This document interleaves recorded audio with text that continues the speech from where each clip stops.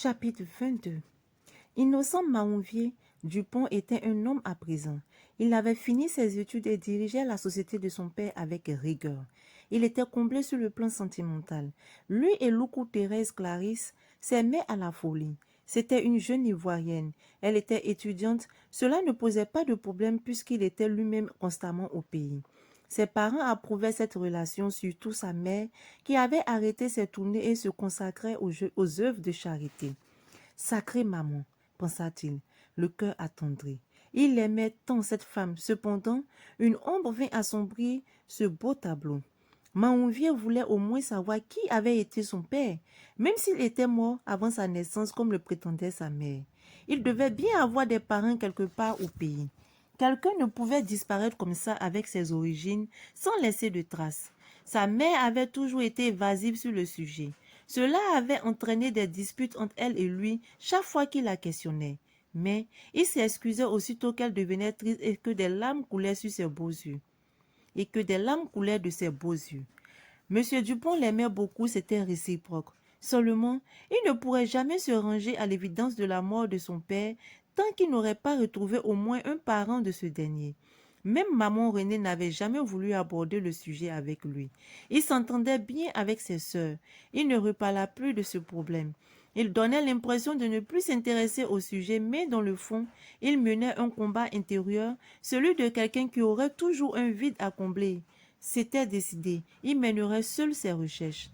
Nafiassou tomba très malade. Les médecins se révélaient impuissants devant son mal malgré les différents examens.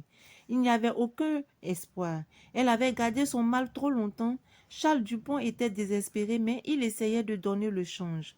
Sa femme fut admise dans une clinique d'où elle ne ressortirait plus.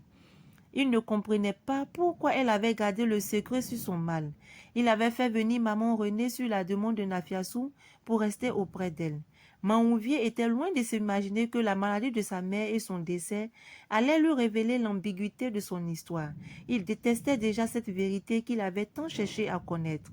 Elle le mettait mal à l'aise, mais elle l'accompagnerait partout à présent, jusque dans sa tombe.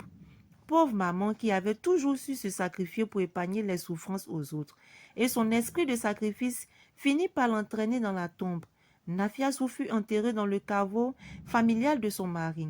Elle disait toujours que les nomades suivaient le vent et s'arrêtaient en même temps que lui, qu'ils ne revenaient presque jamais au point de départ, qu'ils allaient toujours de l'avant et terminaient leur course.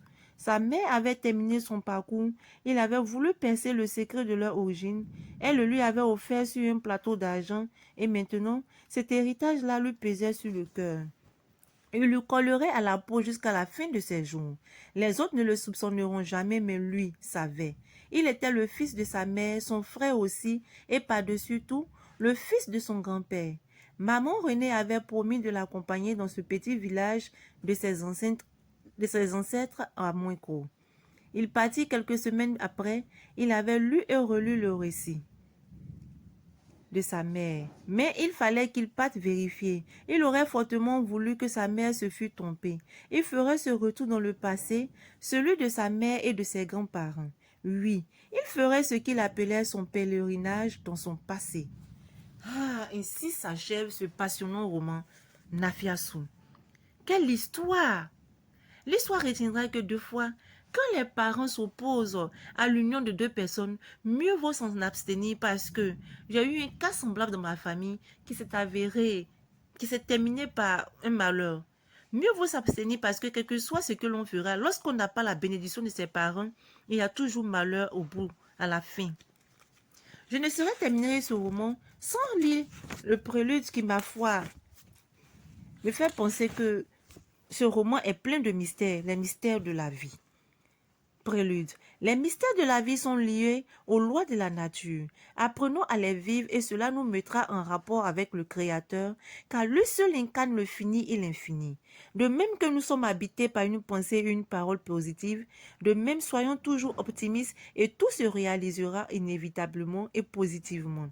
Au commencement était la parole et la parole était avec Dieu. Ainsi s'achève notre roman. Nous pouvons retenir que oui, demeurer positif, penser positif, cela se manifeste et cela se réalise. Oui, au commencement était la parole et la parole était avec Dieu. croyons en Dieu et je vous dis à très bientôt pour la suite avec de nouveaux romans. Bye bye.